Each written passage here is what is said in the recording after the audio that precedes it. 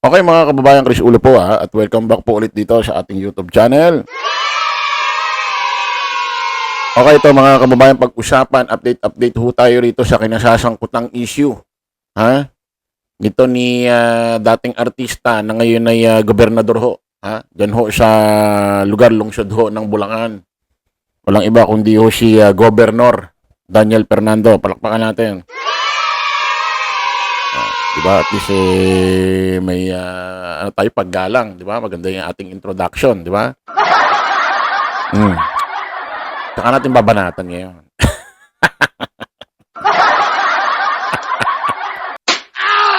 Hindi. Pag-usapan natin to mga kababayan kasi nagsimula ho ito sa post ni media media personality or kilalang journalist, isang miyembro kapatid ho ng mga Tulpo Brothers, walang iba kundi ho si Ramon Tulpo. Palakpakan din natin. Na kung saan ay galing daw ho ito sa mapagkakatiwalaan, mapagkakatiwalaan, may kredibilidad, award winning na reporter, si tama ba si Carbajal? Kung di tayo nagkakamali, reporter na Carbajal, na itong pinuso ni media journalist na si Ramon Tulpo. Ito raw ho, nung nakaraang Sabado, ito raw ho itong itong convoy ni Governor Daniel Fernando. Kasagsagang nilalakbay, dinadaanan daw ang North Expressway. Ngayon, pag dumadaan daw ito, ay according kay Secretary John B. Cremulya, 4 na lane daw ang sinasakop, wala raw pwedeng mag-overtake. Okay, ngayon mga kababayan, according kay Ramon Tulpo, ay meron daw isang sasakyan na Toyota Land Cruiser na sasakyan daw ng isa sa mga anak ni Pangulong Bongbong Marcos.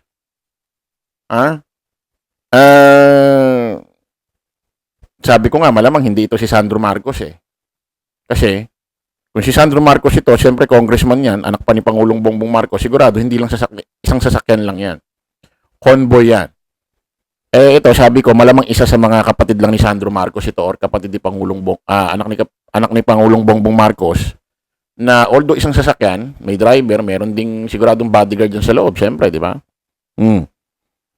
Ngayon, nag-overtake daw doon sa convoy ni convoy ni Governor Daniel Fernando. Naangasan daw itong convoy, mga bodyguard ho ni Governor Daniel Fernando. Hinabol daw itong nakasakay na Toyota Land Cruiser na pinaniniwala ang nakasakay doon yung isa sa mga anak ni Pangulong Bongbong Marcos. That time, nung unang post, di pala po sino yung nakasakay. Pagtingin nila, nagulat sila daw, anak daw ni Pangulong Bongbong Marcos. So, shocking, di ba? Siyempre, maangas ka sa iba. Pero pag anak na ng presidente yan, iba na yan. Hindi na uubra yung pagiging maangas nyo dyan. Then, nagbigay ho ng show cause order itong LTO. Pinare-report yung 4 na may sasakyan na sinasabi di umano mga bodyguard sasakyan daw nang naka-address doon kala Governor Daniel Fernando. Versus sa isang sasakyan na Toyota Land Cruiser. So hindi nga convoy yung nakaano kay Pangulong Bongbong Marcos sa anak niya, kasi kung convoy masisindak din tong mga to Bakit convoy? Sige, siyempre isipin nila kung sino yung nando doon nakasakay. Ngayon, tinatanggi naman nitong PCO na wala daw nangyaring ganon.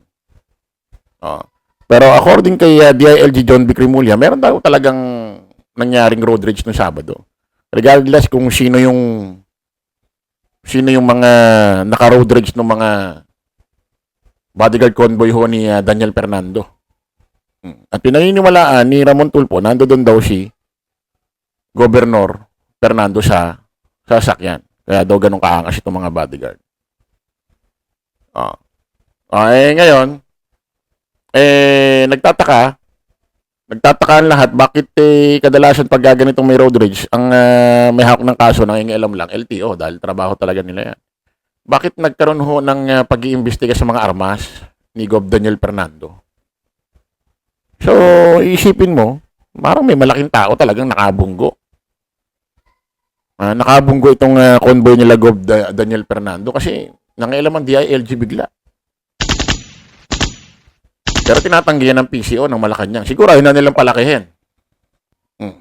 Ngayon, mga kababayan, may bagong post ho itong si, ito si Ramon Tulfo. Itong si media personality journalist na si Ramon Tulfo. Matindi ito, mga kababayan, masyasakay rito. Dito na natin malalaman kung bakit siguro itong DILG road rage. Kadalasan LTO na kayo nga alam dyan, bakit pumasok ang DILG at chinikho yung mga armas ni Gov. Daniel Fernando at ibinalik din. Siguro nakita, mga legit at kumbaga sa legal, may mga dokumento kaya ibinalik. Pero bakit siguro kaya humantong? Dahil siguro dito sa post na ito. Basahin natin mga kababayan. Kaya pala, hindi lumalabas si Bulacan Gov. Daniel Fernando. Sabi niya. Ay, wala nga hindi ka nagpapakita sa media Wala walang interview. Sigurado may mga nagme-message diyan para ma-interview siya. Wala, hindi nagpapakita Hindi rin idinideny ito. Basahin natin.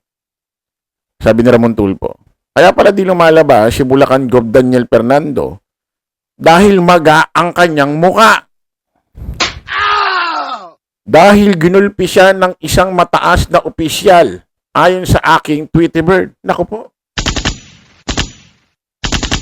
Gumugulong daw ang dating bomba star. Sabi. Grabe ka naman,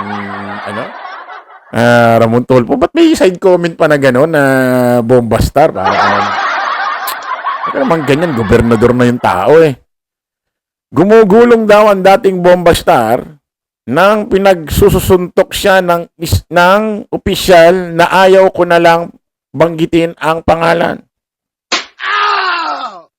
Naglulumuhod daw si Scorpion Knights boy at nagpagulpi na lang dahil sa ginawa niya sa anak ni Pangulong Bongbong Marcos na si Bini Marcos. Ayun nga, si Bini Marcos pala. Yung sakay nung Toyota Land Cruiser. Si Bini Marcos daw. So, ibig sabihin, kaya isang sasakyan lang. Kasi alam ko, hindi naman politiko ito Kaya siguro in-underestimate nila. Akala nila kung sino lang kasi isang sasakyan lang. Yung pala pagtingin nila, nagulat sila, anak ni Pangulong Bongbong Marcos. So nagkasyak, nagkagulatan. Nagulantang silang lahat. Naglulumuhod si Scorpion Knights, boy, at nagpagulpi na lang dahil sa ginawa niya sa anak ni Pangulong Bongbong Marcos na si Bini Marcos. Sabi ni Tweet. Definitely hindi si BBM ang gumulpi sa kanya. Siyempre. Grabe ka naman,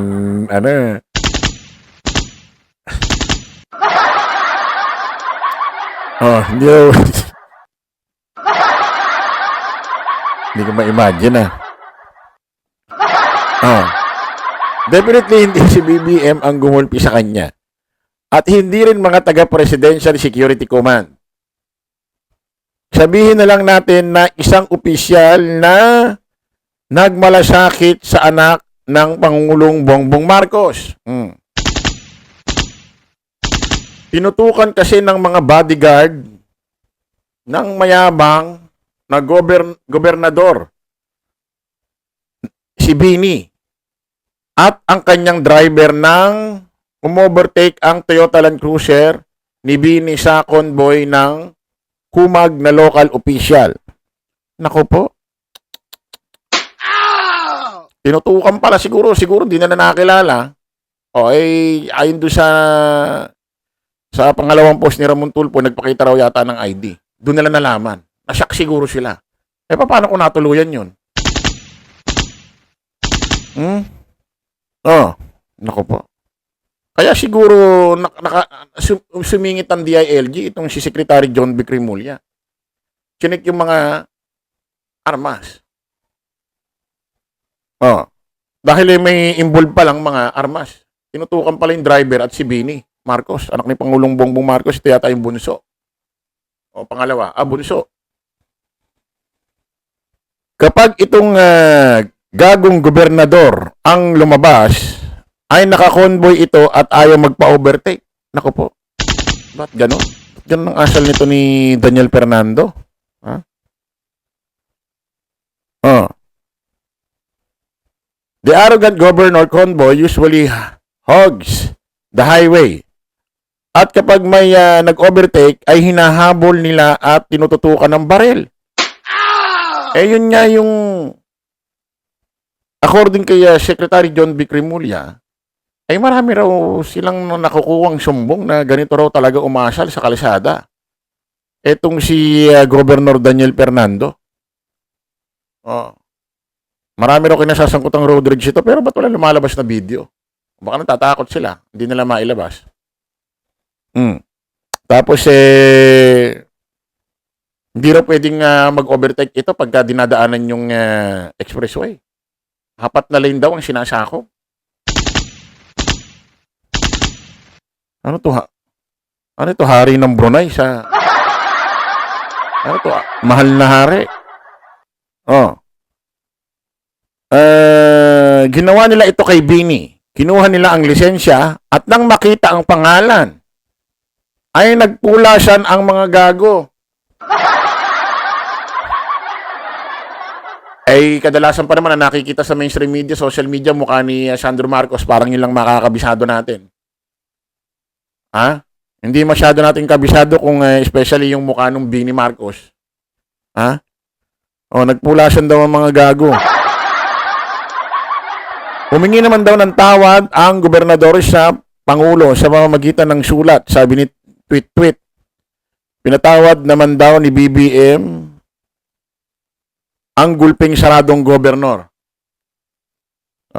By the way, hindi alam ni BBM ginulpi si Fernando ayon sa akin Tweety Bird. Kaya kayong mainitin ng ulo sa daan ay magbago na. Baka kayo ang makakita ng inyong katapat. Kaya nga sabi ko do sa natin nakaraang vlog. Sabi kasi ni Secretary John B. Cremulya, although wala naman nangyaring siyang pinatay, o sinaktan ganito ganyan. Sabi ko hanggang kailan 'yon? Baka 'di ba, baka mapunta na siya, hindi mo inaasahan. Magkaroon ng talagang hindi na pagtimpi yung mga bodyguard niya. Makapanakit, makabaril, makapatay. Kasi iniisip nila walang pumapalag sa kanila baka lalong lumaki yung kanilang kumpiyansa sa sarili. Kailangan din na makarating sa ganon. Kailangan niya yung supilin na. Yun naman pala, kaya pala nakarating doon sa pag-inspection ng barel. Dahil baka totoo ito. Nagkaroon ng tutukan.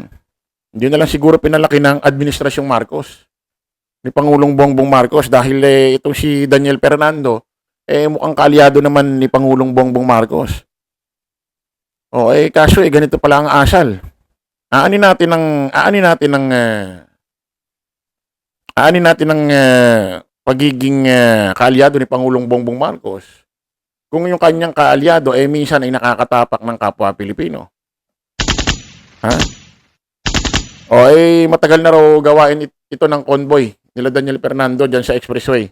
Nakahanap ng katapat, ibig sabihin hindi araw-araw Pasko. Okay, kita-kita na lang ulit tayo sa panibagong vlog. Maraming salamat. Bye-bye po.